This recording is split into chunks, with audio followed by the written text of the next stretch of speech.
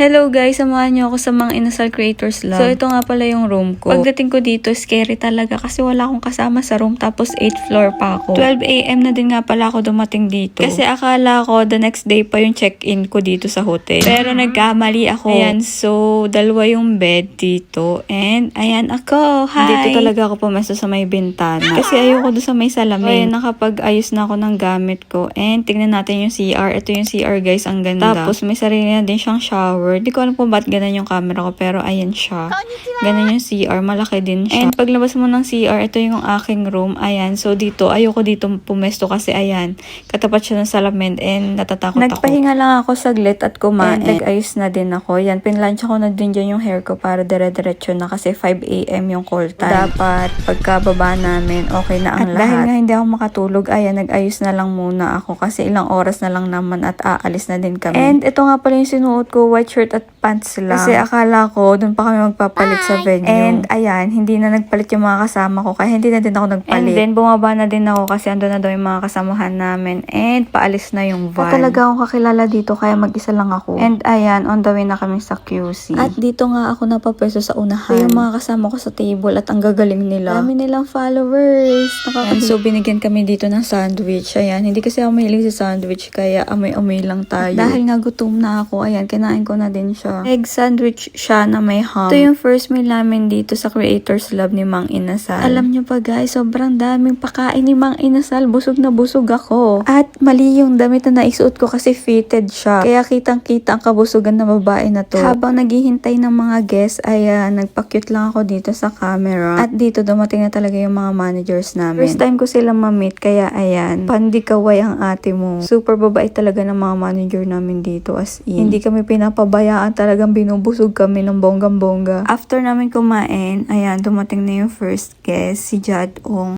Kasi before, going back, nung nag-start ako mag-content, kapag nag-film ako ng video, napapansin ko is naging perfectionist ako. Sino mga ganun dito? Like, super bait at super humble ni Jad Ong, as in, hindi ko na-expect na ganun pala siya. We work with the best like you, and I think it's just members of MICC, nasan kayo? After magsalita ni Jad Ong, ayan, pinakain uli kami. Kita nyo ba yan? Sobrang sarap ng barbecue na yan. Guys, pakinggan nyo tong mga pinagsasabi ng mga kasama ko dito. Nashock talaga ako. Pero na pera? Ha? Girlfriend ako eh. Okay. Ano ka sure mo na yung tanong?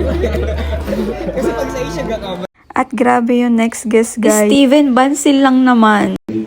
before anything else, alam ko, Gusto ko naman pag nag-post ako, you had a job before. Yes, I was a writer for 17 years.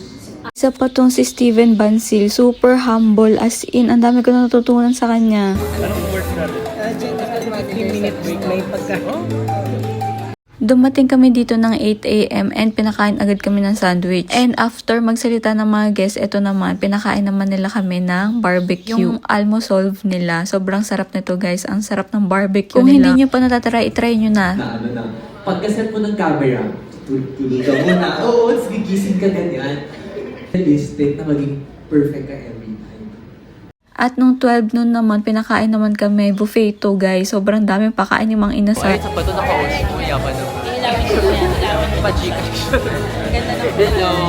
Makeup ano pa? Sorry. Hindi ako maalam mag-makeup. Totoo ba? Yung ganyan kasi mahirap yung natin. First pageant, we are going to...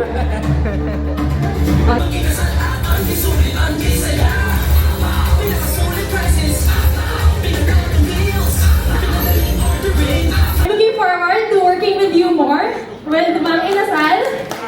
Ayan, hindi ko na na-videohan yung iba pero may pa-games dyan si Mang Inasal. At grabe yung prizes. Daming cash. Ito yung hindi ko na-videohan kasi paglabas namin ng area, sobrang daming boxes and bilao. At pwede kami kumuha kahit na ano at kahit ilan. As in, sobrang daming pagkain. Ito, around 5 PM na to. And, ayan, tapos na yung program. And mga awarding. Sobrang daming prizes si Mang Inasal, as in. Sobrang generous. Sobrang gandang experience nito kasi ang dami ko nakilalang mga co-creators ko. Grabe talaga yung mga guests namin, ang babongga, tapos ang humble pa nila. Kaya salute talaga sa mga creators na super humble. After mag-picture taking, ayan, nagbalot na muna kami ng mga pabaon ni Mang Inasal. Kasi sobrang dami talaga nilang pabalot.